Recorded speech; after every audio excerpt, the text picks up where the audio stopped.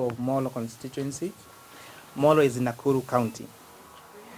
I am 34 years old. I'm now doing my second term. I was first elected into parliament in 2017 on Jubilee ticket. Now re-elected now second time, and I'm a chairperson of the Finance and National Planning Committee at the National Assembly.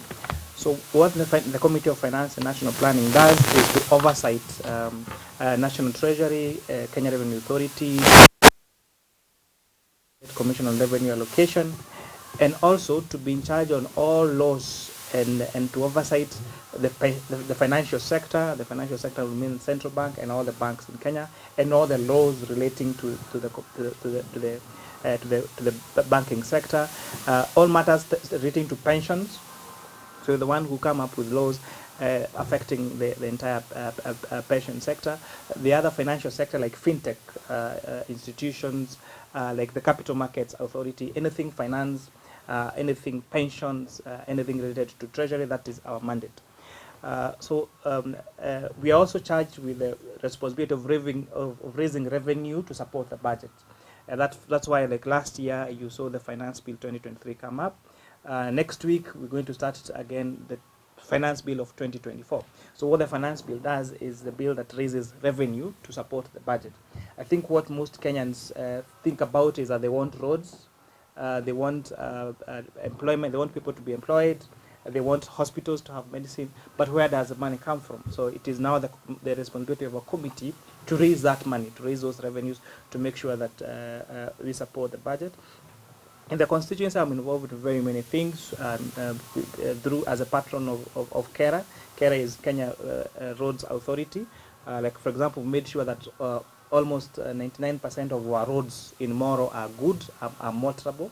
I've also done a lot in terms of education. I'm a product of public schools.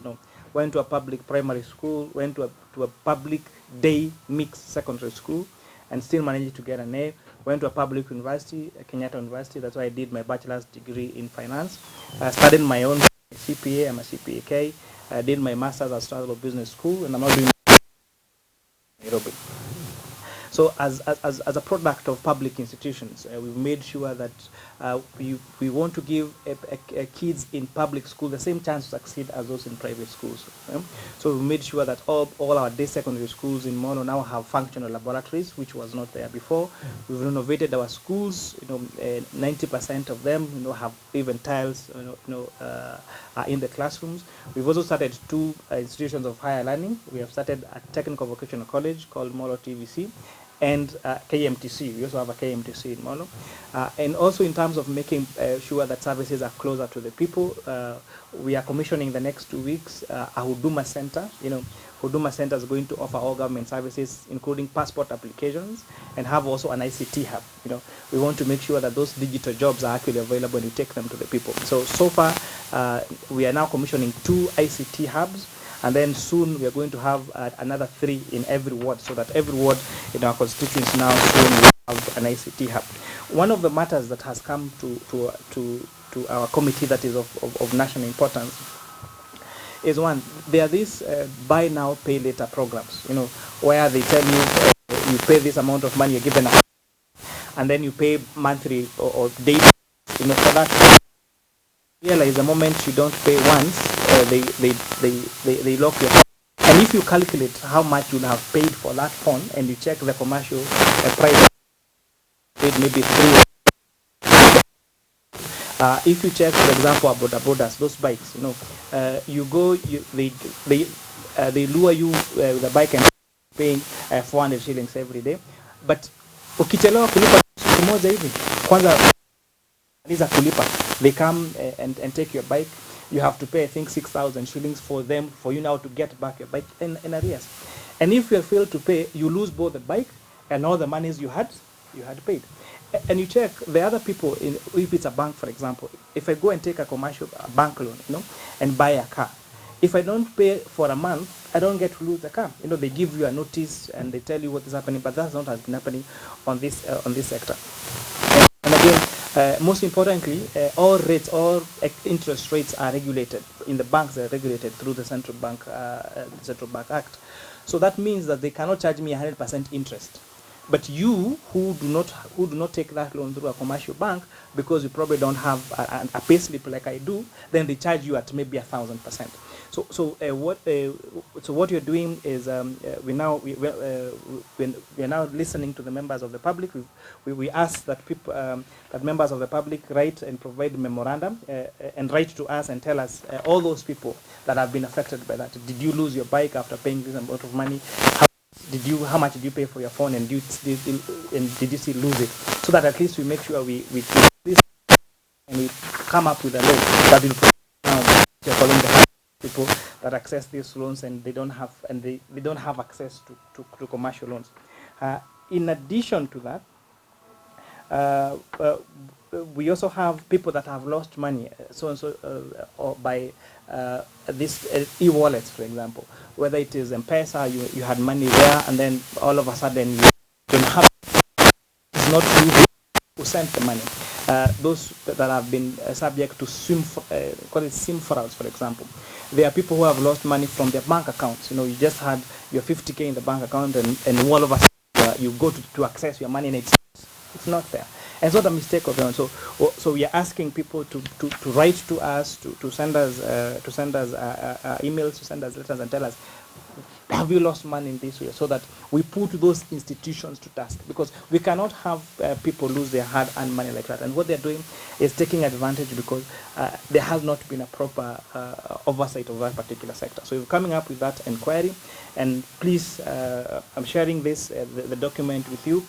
Post it on your forum. Let people come out. Let them tell us how they're losing money, so that we can come up with a law and farm up, so that people do not have to lose their hard-earned money. Trust an e-wallet, and you have put your password. You did not lose your phone, didn't share your password with anyone, and then all of a sudden money comes from you. It's not your problem. It is that service provider that you should put to task. If you go and open a bank account, you have your card, your ATM card. You have not shared your PIN with anyone. You have not withdrawn money from the account. And if it's withdrawing from an ATM, there would be a CCTV withdraw money from used to put that payment was made can be known. Can access and find out, give us this information, so that we put these institutions to task and make sure that Kenyans don't have to lose their hand and money on that.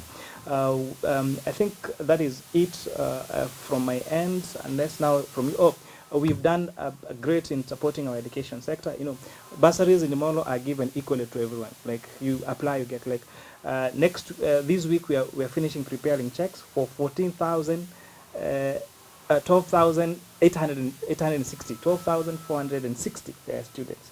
They are all going to get bursaries, and we don't ask whether you are poor or rich, or whether you're employed or not. We give it to everyone, because by the time someone is taking their time to come and apply for that bursary, then they actually need that money. And as a result, we have supported thousands of students that would have otherwise never had access to education. So last year we did. We got 10,000, around 10,000 applications. So we have like 2,000 more applications this year. And people know, they call me KK in the constituency. Once you apply bursary at KK, they know it's sure bet. And this has really supported a lot of students who would have otherwise not been supported. And I especially do this because I remember myself, I'm a product of bursary. During that time, it was Mheshimiwa Mukiri Macharia, who was a member of parliament then, when I was in high school and university. Okay, any question? Mheshimiwa, mimi najulikana kama Speach, admin for Nairobi Trending News and Speach Kenya. I was asking, right now we know that in Kenya there is a crisis of floods, and also the doctors are on strike even right now. And kuna hiyo budget yenye unazungumzia yenye unasimamia. So what's your take on that concerning the floods with the budget, and also the doctors and nurses who are on strike?